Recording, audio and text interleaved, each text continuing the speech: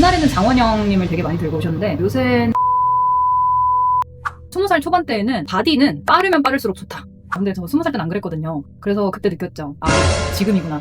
해야 되는구나. 안녕하세요. 오늘은 제가 인생 처음부터 해봤던 시술, 그리고 점점 시간이 쌓이면서 어떤 시술들을 통해서 뭐 시행착오도 겪고 만족도 했는지 이런 얘기들을 좀 나눠보려고 해요. 인생 첫 시술. 제가 그때는 학생이었어요. 중학생이었고 겨드랑이 제모를 처음으로 받아봤고요. 그리고 어렸을 때는 여드름 피부였어가지고 프락셀을 받았었어요. 아기 때 받기에는 조금 굉장히 아픈 시술이긴 했는데 그걸 하고 나서 좀 여드름 흉터가 많이 없어져서 되게 좋았던 경험이 있습니다.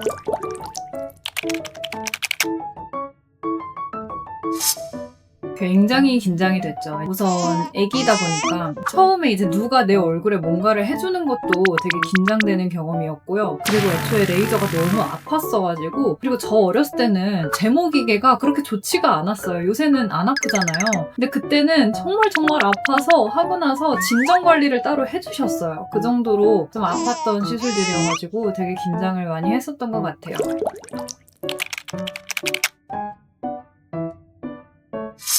20살 초반대에는 저는 마이크로 니들링이랑 물광주사 이런 걸 좀 많이 맞았던 것 같아요. 왜냐면 그때는 사실 피부가 가만히 있어도 광이 나는 피부기도 하고 또 탄력도 굉장히 좋잖아요. 그래서 무리한 리프팅은 아예 안 했고요. 피지선이 조금 발달을 하다 보니까 그런 피지선을 좀 죽여주는 마이크로 니들링 시술을 좀 했고요. 유분기가 좀 많다 보니까 그걸 잡기 위해서 수분을 넣어주는 물광주사를 좀 많이 했었어요.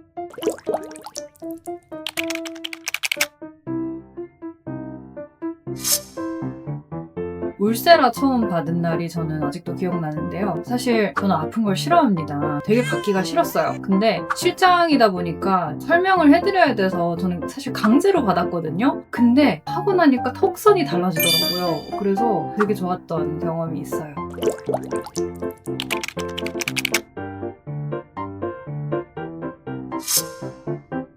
확실히 달라져요.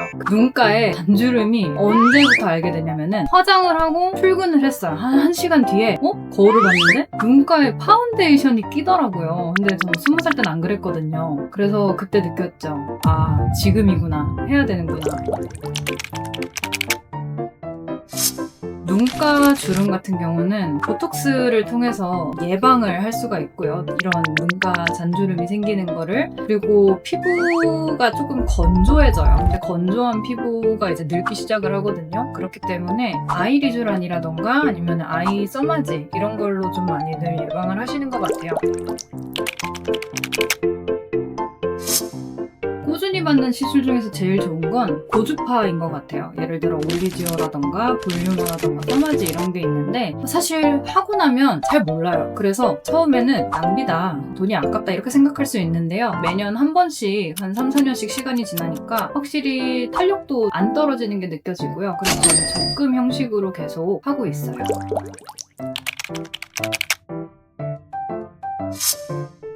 얼굴에 진짜 문제가 많죠. 속상한데 어렸을 때는 피지선이 발달했기 때문에 모공이 굉장히 신경 쓰였어요. 특히 대학생 때라던가 그 남자친구 사귀면서 가까이서 얼굴 바라보고 예쁜 척도 해야 되는데 모공 넓고 그러면은 좀 그렇잖아요. 그때는 피부결이랑 모공 이런 게 굉장히 신경 쓰였는데 25, 26 정도만 되니까 갑자기 엄청 칙칙해져. 얼굴이 그냥 장난 아니더라고요. 그래서 옛날에는 모공, 피부결 이런 쪽에 조금 더 고민이 많았더라면 이제는 칙칙함이 아닌가 싶어요. 색상으로도 잘 안 가려지더라고요.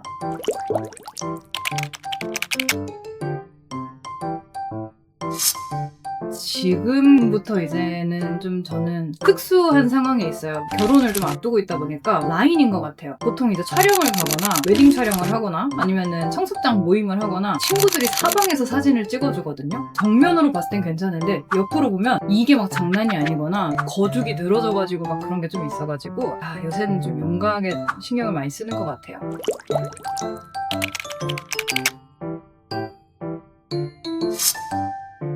저는 소프웨이브.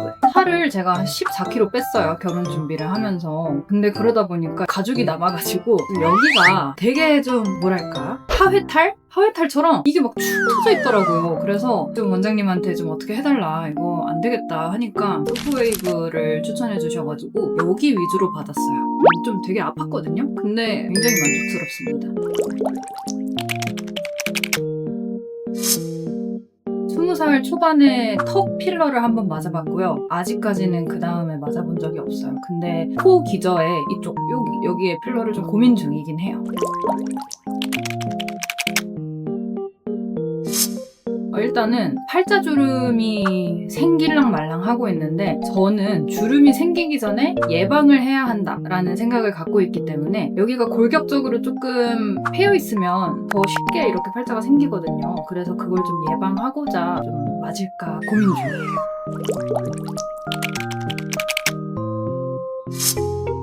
주기는 저희는 1년 반 정도 말씀을 드리긴 해요. 왜냐면 넣는 방법이 두 가지가 있는데, 캐뉼라로 겉에만 채우는 게 있고, 여기에 아예 좀 깊게 주사 방식으로 넣는 게 있어요. 주사 방식으로 넣는 게 조금 더 오래가는 편이어서 상담을 하고 팔자에 맞춰서 시술을 들어가긴 하지만, 깊게 넣으면 보통은 1년 반 정도 예상하는 것 같아요.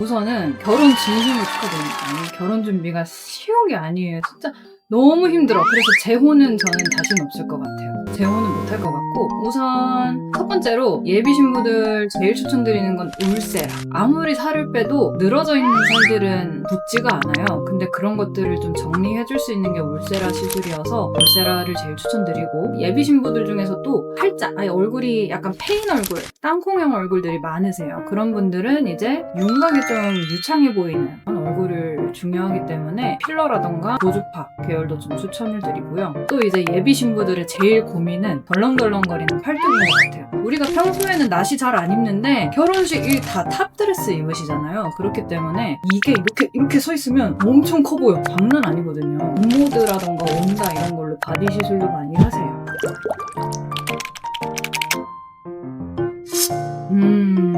우선은 바디는 빠르면 빠를수록 좋다. 예를 들어 촬영 때는 사실 포토샵이 되긴 해요. 하지만 포토샵도 라인이 없는 상태로 포토샵을 하면 되게 이상하거든요. 그래서 저는 촬영 때도 10kg를 일단 빼고 촬영을 했었어요. 왜냐면 이런 쇄골이라던가 그런 거는 잘 안 보이거든요. 근데 그렇다고 합성을 하면 너무 이상하기 때문에 바디 다이어트 아니면 바디 시술 이런 건 빠르면 빠를수록 좋고요. 그냥 식장 잡으시면 바로 하세요. 그리고 얼굴은 이제 본식 전에 저는 하시는 걸 추천드리는데, 레이저든 주사 시술이든 다 6주 전에 좀 하시는 걸 추천드려요. 결혼 2주 앞두고 이제 오셔가지고 물광주사 맞으러 왔어요 하는데, 저희는 바로 돌려보내거든요. 왜냐면 주사 자국이라던가 컨디션에 따라서 회복 기간이 너무 길어질 수도 있어서, 특히 예비 신부들은 피곤해요. 그렇기 때문에 회복 기간이 그냥 평소보다 길다 생각하시면 돼요. 그래서 한 6주 정도 충분히 시간 갖고 오시는 게 좋아요.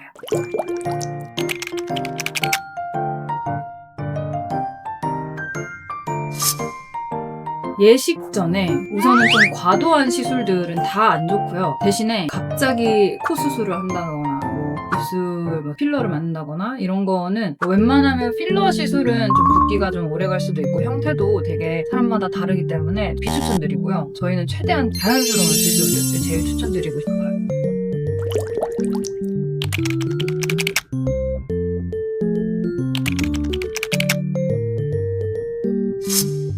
일단 저희 병원에 오시는 분들은 전신 써마지를 하시는 분들도 계셨어요.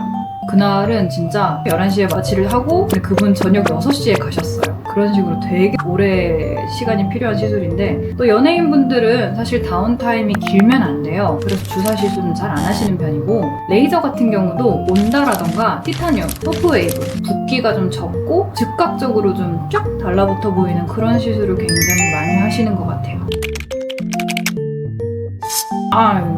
그게 개인 정보라서 안 되죠. 그렇죠. 옛날에는 장원영님을 되게 많이 들고 오셨는데, 요새는 엠믹스도 많고, 그 누구지? 이름이 기억이 안 나네요. 아무튼 엠믹스도 제일 많이 들고 오시더라고요. 보통은 입술 사진을 이렇게 들고 오세요. 딱 이 입술 사진만 이렇게 들고 와서 이 입술 만들어주세요. 이렇게 딱 사진을 보여주시는데 사실은 조금 어려워요. 왜냐면 그 사람의 얼굴형과 얼굴 비율에 따라서 입술이 좀 달라져야 돼가지고 최대한 참고는 하고 있지만 원장님께서는 그래도 그분에 맞춰서 다 시술을 해주시는 것 같아요.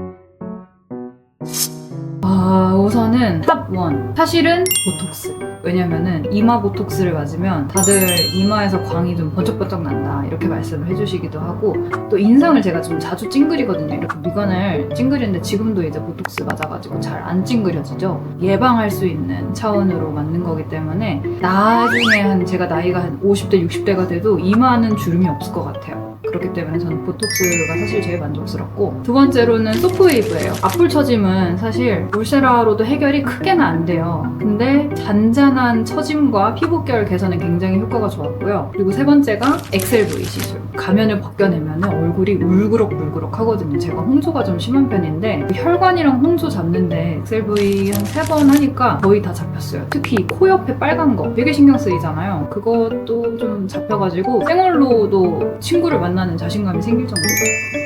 네.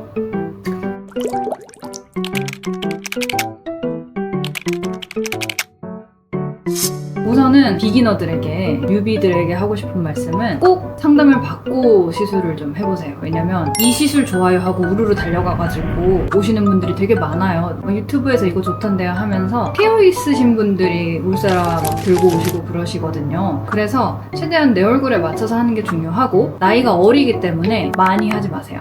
딱 피부에 적당한 거. 그리고 내가 고민하는 부분만 개선이 가능한 정도로 하시면 좋을 것 같아요.